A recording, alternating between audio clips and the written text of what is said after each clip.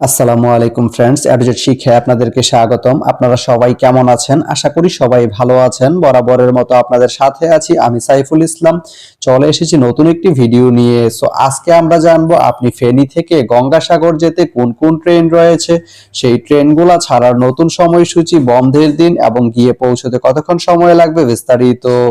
তো আমি যদি আপনাদেরকে ট্রেনের সময়সূচিগুলা বলে দেই, আপনি ফেনী থেকে গঙ্গাসাগর যেতে শুধুমাত্র একটি ট্রেন রয়েছে, সেটি হচ্ছে কর্ণফুলী। কর্ণফুলী ট্রেনটি ফেনী থেকে ছাড়বে সকাল 11টা 31 মিনিটে এবং এটি গঙ্গাসাগর গিয়ে পৌঁছবে দুপুর 2টা 11 মিনিটে। এই ট্রেনটির কোনো অফ ডে নেই।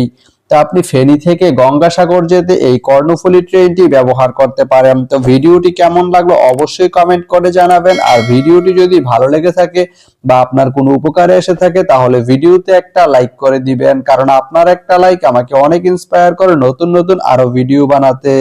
তো ধন্যবাদ সবাইকে ভিডিওটি এতক্ষণ ধৈর্য ধরে দেখার জন্য। ভালো থাকবেন, সুস্থ থাকবেন, এডুজেট শিক্ষার সঙ্গেই থাকবেন।